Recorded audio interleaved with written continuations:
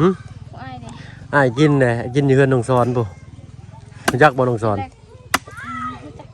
ได้บ่อนได้มาฮอดมื้อคืนนี้พี่น้องเอ้ยเลยลมฝนตกขึ้นมาก็ได้พายุเข้า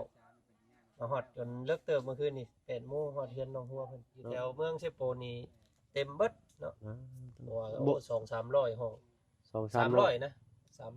300คนบ่หรือ300คนเดี๋ยวเนาะตัดภาพตัดซองมาอีกบาดนี้ก็อยู่กับทางแม่นมสบายดีทั้งตู้แม่ปลาโตบุกป่าผาดงหน้าจนวายเนาะเอาไปเฮ็ดได้แม่น่ะไปเอาจะได้มาจังหวัดหน้าจนวายเข้าไปหาหน่อไม้บ่โดยไปหาแต่เช้านี่ไปแต่เช้าพุ่นโดยไปหาบาบุญก็เมื่อแหละแต่โอ้ยเพิ่นพามือเวียกเพิ่นแน่ทางบาบุญก็ได้เนาะ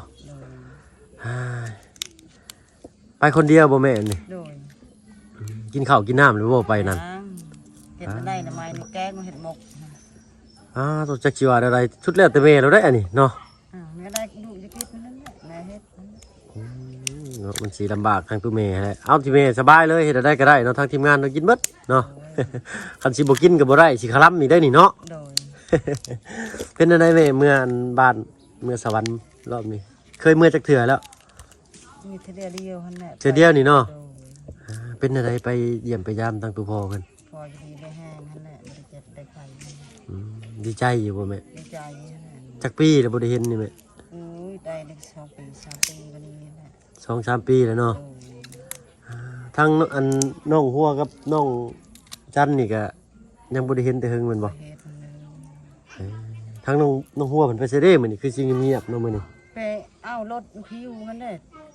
รถหันป้ารถอยู่คิวรถเชปนโดยมือออกไปน่ะขี่ออกไปเบิด3คนสิได้บ่แม่ยืนรถลูกหั่นกับป้าอยู่หั่นนั่นแหละเอาไปฝนก็สิตกแล้วบัดนี้ป๊บเด้อแม่เด้อบัดนี้เด้อฝนลงเม็ดแล้วบัดนี้ทั้งพุ่นทั้งน้องจันเพิ่นฟันพื้นแกงหน่อไม้แล้วทั้งลูกกันสิไปเบิ่งทั้งเนาะถามความรู้สึกทั้งนอกก็เด้อแม่เด้อโดยอึ๊บมาตัวพี่น้องเนาะพุ่นทั้งน้องจันเพิ่นสาวอยู่วาบอยู่กลางดงพี่น้องเนาะ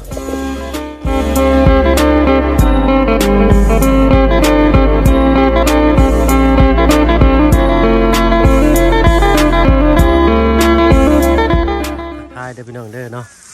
การทักทายสบายดีผู้ใหญ่จะดีเล็ก FC เบิดทุกท่านเข้ามาหามาชมช่อง YouTube บ่เพิ่งเคยหลายคือเก่าเนาะบ่ฝั่งไทยฝั่งลาวแล้วก็ทั้งฝั่งต่างประเทศยินดีต้อนรับเข้าสู่ช่อง YouTube บ่เพิ่งเคยหลายเช่นเคยพี่น้องเนาะเมื่อคืนนี้นอนมองซ้อนพี่น้องเนาะฝนตกรับสบายคักปันยังพอดีทางลุงกับทางบ่บุญขึ้นมาเมื่อวานนี่ทิ่มกระเป๋าไว้ใส่รถแล้วก็ไปเลยพี่น้องเนาะพอดีได้ว่ากับปลาลูก FC ว่าสินอนกับน้องซ้อนก็เลยนอนหั่นเนาะบ่ได้เปลี่ยนเสื้อเนาะมื้อนี้ก็สิเปลี่ยนเสื้อผ้าก็มาหาทางน้องจันเพิ่นก่อนเนาะสบายดีน้องบ่ต้องสิเข้าไปลึกแท้น่ะเป็นไอ้ติดตึมนั่นนี่ติดเอาเด้อเฮ้ยพอดีตายหมาดเนาะใหม่เนาะพอดีฟันยากเนาะติดสั่นเลยเนาะทางเอื้อยเพิ่นไปเอารถอยู่เซโปนไปเลยเนาะเป็นไม้พักขี้เล็กอย่างนี้เนาะคือบอกมาฟันเนาะพี่น้องมาสิดึงออกมาให้มา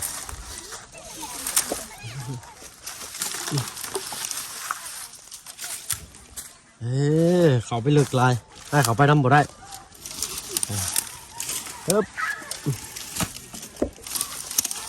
ไม่ใต้หมาดเลยพื้นพันยากเนาะ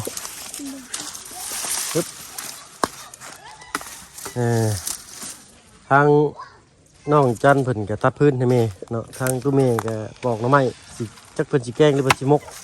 เพิ่นถามอันทีมงานนี่ได้ว่าสิกินแกงหรือสิกินมกอันสุดแล้วแต่ทางเพิ่นนี่เลยเนาะทางเฮานี่ได้ก็กินได้เบิดบ่กินก็พิธีเพิ่นเด้นั่นบ่น้องบ่กินกับคลำพิธีเนาะคลำขอโทษขออภัยพี่หน่อยเนาะเป็นไงน้องไปอันเมื่อสวรรค์เมื่อวานนี่ไม่ได้เป็นดีใจที่ได้เห็นหน้าพ่อในรอบจักปีเนาะนี่3 ปี3 ปีเนาะโดยตอนนี้จะ17บ่เนาะแล้วก็ ตอนนี้เจ้าอายุ17บ่ โดย 17กับ14เนาะตอนเพิ่นบ่อยู่เลยก็เพิ่นไปเถอะน้องจันเพิ่นก็อายุ14ฮึบเบิ่งละพันคือง่ายแท้ๆเด้เนาะเพิ่นบากเอานะพี่น้องเหมือนฟันบากให้มันอันเป็นรอยเลยก็หักเอาโอ้ยหมดขึ้นมาเลย ถ้ามันแห้งแล้วน่าจะตัดง่ายแต่มันมันยังหมาดอยู่เนาะถ้าว่ามันแห้งกว่านี้มันสิตัดง่ายอยู่ไปเลยนะซับเป็นรอบๆเลยก็หักปอกอันนี้โดนว่าเหนียวได้นี่อึ๊บมาโตเนาะบ่ได้เห็นเลยได้พี่น้อยทางบ้านเฮาอันคนพันพื้นนี่สินี่เนาะแถวกลางบ้านหันหญ้าบ่เห็นเลยมีแต่อยู่ป่าอยู่ดงบ่แต่เก่าก็มีคือกันพี่น้อยเนาะแก่พื้นมาแต่ป่าแล้วก็มาฟันอยู่เฮือนกินข้าวหรือบ่เนาะ กินแล้ว ได้ยังกินข้าวปิ้งเป็ด ซื้อมา โอ้ทางลุงชื่อปิ้งเป็ดมาแต่เมื่อวานนี่เนาะหึ ผู้อ้ายเด้ อ้ายกินเลยกินอยู่เฮือนน้องสอนปุ๊รู้จักบ่น้องสอน รู้จักอยู่ เนาะมื้อน่ะว่าสิพาให้อันเมื่อวานนี่ลุงเมื่อก่อนเลยพี่น้องเนาะถ้าบ่เพิ่งไปใส่ทั้งน้องสอนพาเขามาเล่นไม้อันเพราะว่าทั้งน้ำยังหลายผัดน้องหัวบ่อยู่ยังมื้อเช้านะอ้ายมาแต่บ่อนผักแล้วอ้ายมาจอดรถว่าสิเข้ามาว่าเอ้าว่ะทางเปื้อนลีนี่ว่ะก็เลยกลับออกไปอีกบ่ายๆจะได้จังเข้ามาว่าให้น้ำลดก่อนว่ะไปถามหมู่อยู่พุ่นว่าเอ้าน้องหัวบ่ได้อยู่เฮือนเด้ซั่นต้องเห็นคลิปพุ่นแหละพี่น้องจังฮู้ว่าน้องหัวเพิ่นพากันไปอันทานอันนี้อ้าวอึ๊บอึ๊บน้องบุญอยู่เฮือนนี่บ่ได้เนาะเอ้าทางป้าลูกเพิ่นว่าให้ถ่ายบ้านน้องบุญพี่น้องเนาะอึ๊บ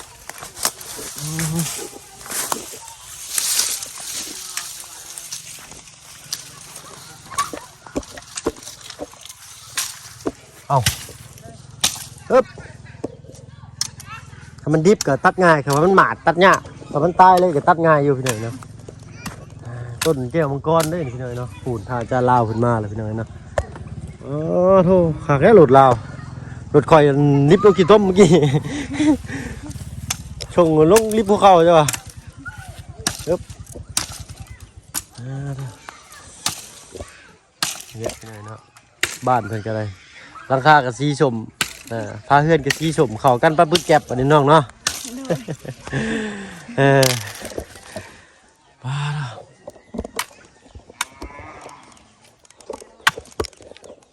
แล้วเบิ่งข่อยสิตั้งกล้องข่อยสิไปลากไม้มาให้น้องเพิ่นพันนี่กันที่ไหนเนาะ บ่เป็นหยังหรอก น่าได้สิซอยเป็นยังที่ไหนเนาะสิไปคนไม้น้องๆเพิ่นก่อนน้องเพิ่นตัด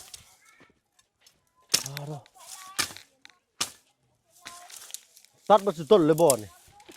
โดย ได้บ่นี่ ได้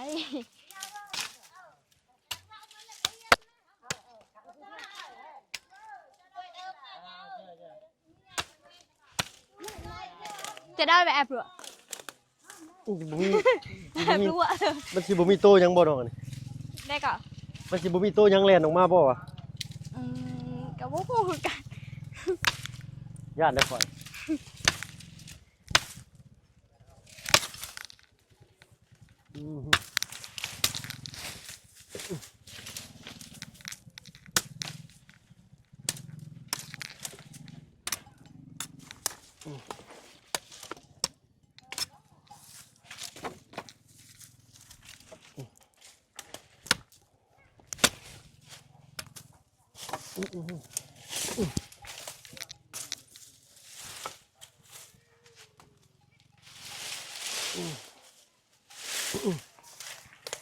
โอ้ย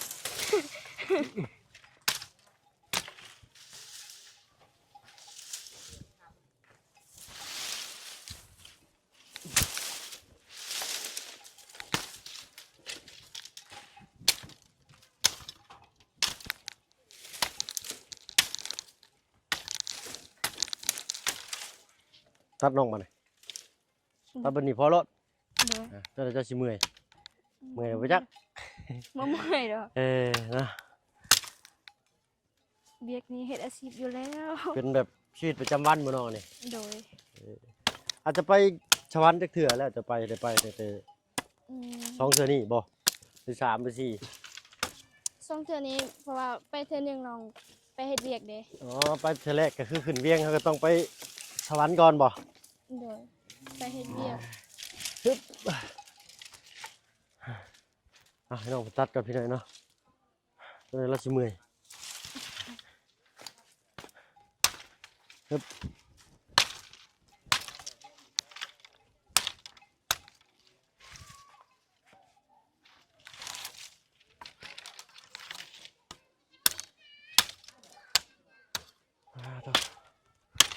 ฮ้อนเนาะกระเต้าเนาะ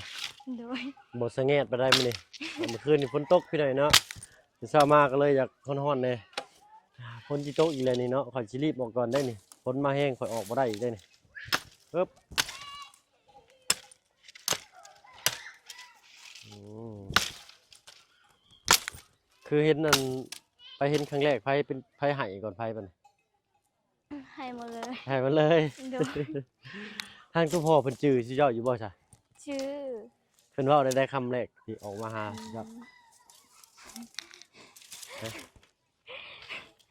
อืมบ่ได้เว้าหยัง ว่าแนมเบิ่งหน้ากันเลย กิ ก็ นฮอดลูก เอ้ย กินฮอดลูก เลย ส่ง3 ปีแล้วแต่บ่ได้เห็นหน้าลูก เออ กินฮอด แต่เฮายังน้อยพี่เนาะ โดย ไผให้หลายกว่าหมู่บัดน้องหัวบ่ น้องหัวเขาค่อยแล้วก็น้อง น้องหลาบ่นะ โดย ทั้งน้องหลาจะได้จักปีเลยเนาะ 10 ปีแล้ว 10 ปีก็อายุประมาณ7 ปีเนาะเนาะคือบ่ค่อยเห็นน้องจะปานใดเนาะเพิ่นก็จะไปโรงเรียนบ่ อยู่เฮือน เพราะว่าน้องมันยังเจ็บก้น ยังเก็บก้น โดย เพิ่นเป็นหยังอะน่ะ ก็มันยังสั่งก็เอิ้นมันเป็นตุ่มๆหั่นน่ะ อ๋อ ใหญ่ๆหั่น เป็นฝี แม่น โอ้เป็นฝีเจ็บเด้อพี่น้องเด้อเนาะถ้าบ่เพิ่งมื้อก่อนก็เป็นที่หัวเข่าเป็นที่หัวอะไรก็เป็นที่กระจอกสิมีช่วงเวลาของเพิ่นพี่น้องเนาะเป็นฝีนี่เพิ่งเคยเป็นอยู่ เป็นเช่าบ่นี่มันเป็นบ่นี่ครับกั้นใจบีบมันออกครับเจ็บก็ดอกพี่น้องเนาะอ๋อนั่นน่ะอุ้ยฝนตกแล้วบัดตอนนี้ครับนี่แหละพี่น้องเนาะพันมือละเล็กละน้อยไปแล้วก็ได้ท่อนใหญ่ๆสิได้ฉะเฮ็ดอะไรสิตัดขาดครับอ้าวน้องหัวมื้อนั้นก็เห็นน้องหัวเพิ่นตัดอยู่พี่น้อง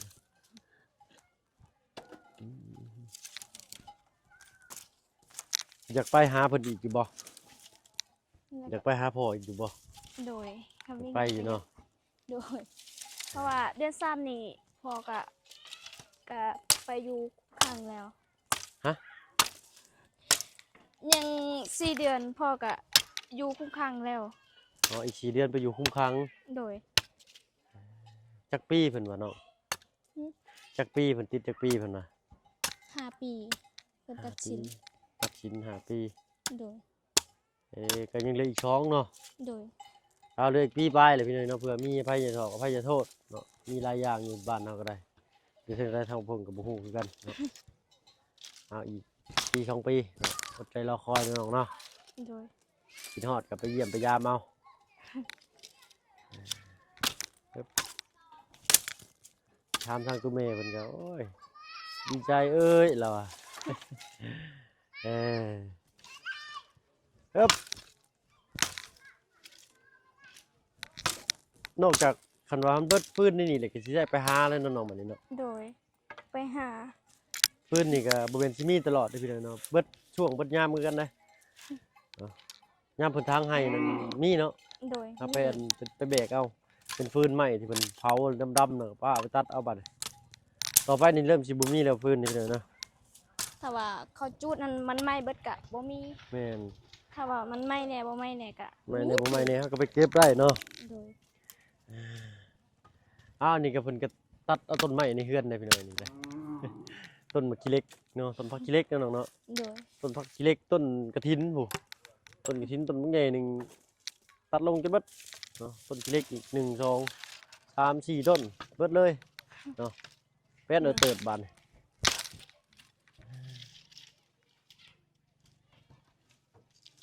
คึมๆอยู่บานนี้เนาะน้องหัวเพิ่นไปแต่หึงเลยบ่น้อง โดยไปมื้อเช้านี้กับ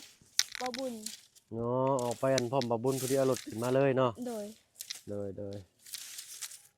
อ้าวปึ๊บ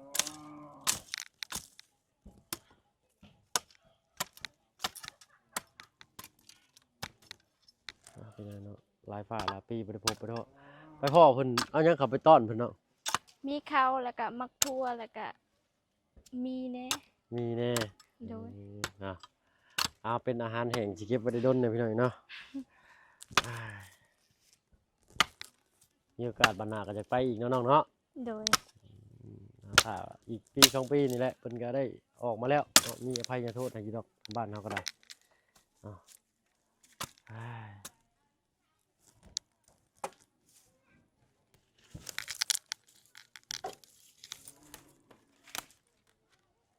ครั้งแรกที่เราไปเห็นนั่นไผแลนด์ไปกอดพ่อกันหมู่ อืมบ่ได้กอด เพิ่นบ่ได้ให้ใกล้ชิดบ่ อืมก็ให้ใกล้แต่ว่า บ่ได้นั้นจับมือซื่อ โดยเนาะ ๆโดย จริงๆหน่อยเพิ่นก็ออกมาแล้วเนาะออกมาตัดฟืนช่วยเจ้าเลยแหละ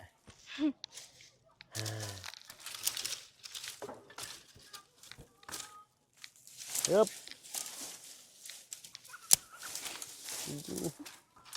เอาข่อยดึงมันคือบ่ออกว่าเราอันนั้น มันน้องเราดึงมาได้ข่อยดึงมันบ่ออกเอิบเขาว่าเขาไปเอาอยู่ปากก็เฮ็ดแบบนี้บ่เนาะ โดยเฮ็ดแบบนี้ ตัดกล้องไว้เลยก็เอาใส่กระสอบเป้ใส่ลังมาเลยเนาะ โดย เพื่อที่ได้ไม้ดังฟืนพี่น้องฟืนดังไฟก็ไฟก็ปิ้นท่องเลยบัดตอนนี้ปึ๊บ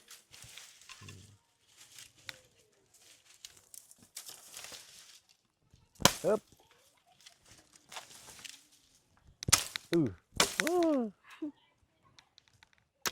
ยากเลยพี่น้องตัดพื้นนี่ก็เป็นสิ่งที่ง่ายๆนะ ยากเพราะว่ามันยังบ่แห้งแต่มันแห้ง แต่มันแห้ง ส มัน บาย สิตัดง่ายอยู่เนาะ โดย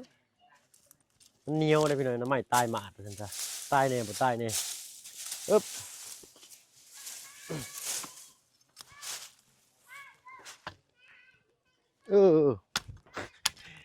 คอนจริงยังมีเฮ้ยยี่นี่เนาะเอาเนาะสั่นทางอ้ายสิขอตัวลำลาเด้อน้องเด้อเนาะรถฟ้ารถฝนก่อนบัดนี้เนาะไปเนาะสบายดีปะลุงก่อนเนาะ สบายดี เลยนะตึมมาน้องอึ๊บเอาเรื่องน้ำในกะอีกจักหน่อยเด้อเนาะทำมาบุญเพิ่นยังลงเวียกอยู่พี่น้อยเนาะอึ๊บไปพี่น้อยเนาะมืดฟ้ามืดฝนมาแล้วพี่น้อยเนาะเป็นอะไรทางลุงเขาเนาะบ่ได้พบพ่อกันแต่หลายมื้อได้เนาะโดยสบายดีเจ้าว้า ถึงมาฮอดมือขึ้นนี่พี่น้องเอ้ย โดย ลมฝนตกขึ้นมาก็ได้ ฮะ พายุเข้ามาฮอดจนเลิกเติมเมื่อคืนนี่8:00 นฮอดเฮือนน้องหัวเพิ่น ว่าเล่นหายังอีกบัด เพิ่นแล่นหาห้อง พี่น้องเอ้ยเอาห้องเบิด เลยถ้าว่าเพิ่นก็เล่นแต่เหนือลงใต้บัดนี้ทางนี้หาห้องบ่มีถ้าสิเล่นก็ไปหากันพอดีได้ไปนอนน้ำน้องช้อนพอดีพี่น้อยเนาะ ได้ห้องเดียวอยู่ปูชายแดนพุ่นอยู่หม่องนั้นพุ่นแหละพี่น้องเอ้ยจุดซุ่มชายแดนพุ่น เลย ยังเหลืออยู่ห้องเดียวพอดี เกือบบ่ได้นอน ไปก็แม่นได้นอน3 คน พอดีเขาได้นอนน้ำน้องช้อนพอดีเลย ก็เพิ่นเชียนเต็มนี่ คือพวกแข่งรถนะ ออฟโรด ออฟโรดโดยเนาะว่าสิไปเบิ่งอยู่พี่น้อยเนาะ 200 300ชีวิตมาแต่ไทย ไทยเขมรลาวเวียดนาม อาเซียน อาเซียนเลยเอเชียนะว่าอะไรก็ได้อินโดมีบ่เนาะอินโดเนาะ มาแล้วก็มานับอาเซียนก็มีอินโดนำแล้ว เลยแต่ว่าจักเพิ่นสิได้เข้ามานำหรือบ่เนาะอยากไปเบิ่งอยู่บ้านนี่จังกอ อยู่ใช้เพิ่นจุดเพิ่นแข่งกัน ทางเขาวิระเนี่ยเด้อลุงจากบ้านนี่จังว่ากระเต่ามันเต่าอยู่จังนี้แหละ ทางพาวิระนี้ โดย เออโอ้อยู่นี่ใช่เนาะ เดี๋ยวก็บ่ใกล้ปานใดใกล้ๆพุ่นว่าเนาะ เลยเฮ็ดให้หมองพักหมองเช่าเบิดเมื่อคืนนี้ หมดเลย อยู่แถวเมืองเชโปนี่เต็มเบิดเนาะเพราะว่าโอ้2-300ห้อง 2-300 300นะ300 300คนบ่หรือ300 300คน ว้า 300คนตีใช่ ห้องพักจ้า 150 แต่ละบ้องมันมีแต่บ่ฮอด100ซ้ำอันดา เบิดเมืองเชโปน โดยลำบากคนดีคือนะ ห้องนี้ โดย มีแต่เวียงไส้นี่ได้หลายกว่าหมู่40 50ก็บ่พอรับสำนั้น พอดีข่อยปัดขึ้นห้องปุ๊บว่าสิไปนอนนำกันนั่นแหล้วขึ้นห้องปุ๊บเนาะอยู่นี่อยู่เชโปนว่าอันทางลุงขึ้นมาแหละก็สิไปเช่าไปพักนำกันคือเก่าแหละพี่น้อยเนาะพอขึ้นห้องแล้วปุ๊บแล่นขึ้นไปพุ่นแต่ทางลุงแล่นขึ้นมาบาดนี่ถามหาห้องก็ได้กระถึกพี่น้อยเนาะว้าวว่ะ บ่ได้นอนมื้อคืน เกือบบ่ได้นอนน้ำน้องซ้อนเมื่อคืนนี่พี่น้อยเนาะโอ้ฝนตกจ้ะ นอนก็นอนห้องถึงห้องกันเพิ่นบ่เอาซ้ำดอก ห้อง น้ำบ่มี น้ำบ่มี น้ำบ่ได้อาบน้ำซักแต่วานนี่ ตู้ข่อย บ่ ว่า ได้ เขา แต่ล้างเขียวกับช่วยหน้าซื่อ ข่อยเหม็นหยังว่าเหม็นเจ้าของบ่เหม็นซะนี่เนาะ กินเชื่อเอาซื่อ เอาเนาะพี่น้องเอ้ยเว้านัวหัวม่วนทางซ้ำกกซ้ำเคยก็บ่ได้ไปไสพี่น้อยเนาะก็ยังอยู่นำกันคือเก่าเท่าแต่ว่าทางบ่าวเพิ่งแล่นขึ้นมาก่อนมาเฮ็ดเวียกก่อนเนาะคือเห็นนั่นแหละพี่น้อยเนาะทางลุงกับทางบ่าวบุญสารวัตรเพิ่นก็ยากเวียกทางบ้านหลายเนาะแล่นใต้แล่นเหนืออยู่ทางบ่าวเพิ่งก็ช่องน้อยเนาะก็ต้องดิ้นรนหาก่อนเพิ่นเนาะหน่วยยันว่า FC ปะลุงหลายท่านถามมาว่าเป็นหยังพี่น้อยเนาะเมื่อก่อนก็ได้ก็คือเห็นคือบ่าวเพิ่งอธิบายไปแหละพี่น้อยเนาะถ้าว่ามีเวียกไปก่อนได้ก็ไปก่อนได้ก็บ่เป็นหยังเนาะถ้าว่าบ่อยากไปก็รอท่าไปนำกันก็บ่เป็นหยังพี่น้อยเนาะก็สิประมาณนี้เนาะก็บ่ได้มีเรื่องว่าสิผิดเถียงแยกง่ายบ่แม่นเด้อพี่น้องเด้อเนาะเฮาก็มีเวียกก่อนก็ไปก่อนเนาะมีเวียกหลังก็ไปหลังบ่มีเวียกก็ท่าไปพร้อมกันก็ได้เนาะมีแต่สำนี้แล้วเนาะลุงเนาะ ๆโดย โดยขอบคุณหลาย โดย ๆเนาะ พี่น้องสบายดี โดยเนาะ แล่นแล้วแล่นก่อนแล้วไปได้เวียกได้งานถ่ากันก็มันบ่ได้เวียกเนาะ โดย ยากหลายทาง โดยบ่าวบุญไปไสอีกมื้อนี้คือว่าแล่นเมื่อบ้านอีกแล้วบ่ กับเมื่อ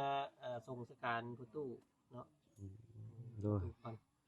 เพิ่นเสียแหละพี่น้องทางวัดจันทร์ก็เลยสิแล้วหาเกาะลำรถหมู่แล้วบัดนี้อยู่ พอดีได้ติดถ่ายกันไป อืม ไปน้ำข่อยก็ได้แกลุงเฮิม84โล เอายากเนาะพี่น้องนะบ่าวบุญมันป่าเพิ่นก็ยังอยู่เพิ่นกำลังสิเข้ามา บาบุญเพิ่นเพิ่นละ เหนื่อยเนาะมันจังปลอดภัยกว่าเนาะ สิมาลงทางบาบุญเพิ่นได้ว่ามีงบให้เพื่อนน้องหัวนี่เท่าใดนำเพิ่นเนาะ สิต่อเติมมันได้บ่หรือว่าคือค้างบ่ลุง เพิ่นสิสร้างไม้สร้างตอกมาแหละเฮ็ดถามว่าบุญสารวัตรเพิ่น โดย สิเฮ็ดบันไดนี้ โดย สิเอาเสาดินใส่หม่องซ่านหั่น โดย2เช้าเนาะ 4ใช่เอา4เสา โดยพี่น้อยเนาะรุ่นเบิ่งนำกัน แล้วก็มีอีกทางหนึงพี่น้อยเนาะกำลังมีข่าวดีเข้ามาก็คือทางบ้านน้องต้นกล้าเนาะและ เอาใส่แล้วเอาตะกร้าเพิ่น กำลังสิเส้นดินดอนต้นหญ้ากันนี่แหละแลกเปลี่ยนนั่นสถานที่เนาะ เปลี่ยนบ่ เปลี่ยนโดย เปลี่ยนนี่ต้องมีใบ ไปเปลี่ยน เนาะ โดยก็มีอันคือเขาซื้อขายแหละลุงเอ้ยเนาะมีทางใช่โดยใต้เหนือตะวันออกตะวันตกเนาะเจ้าของดินน่ะนะแล้วก็มาขีดมาวัดเนาะก็มีแต่เสียค่ามิตรค่าปึ้มให้เพิ่นเนาะโดย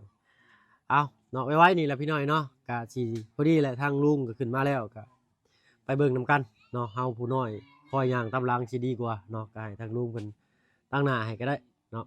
ส่วนที่เหลือแนวใดก็เดี๋ยวทางบ่เพิ่งสิไปอัปเดตเพิ่มเติมอีกพี่น้อยเนาะเนาะลาแล้วทางลุงขอบคุณหลายๆมีแต่สิไปเบิ่งนำกัน สบายดี โดยไปพี่น้อยเนาะพบพอกันคลิปหน้าสำหรับคลิปนี้อยู่ดีมีแฮงเบิดสุขคนที่เข้ามาชมช่อง YouTube บ่เพิ่งเคยลาเช่นเคยพี่น้อยเนาะลาแล้วพี่น้องสบายดีจ้ะ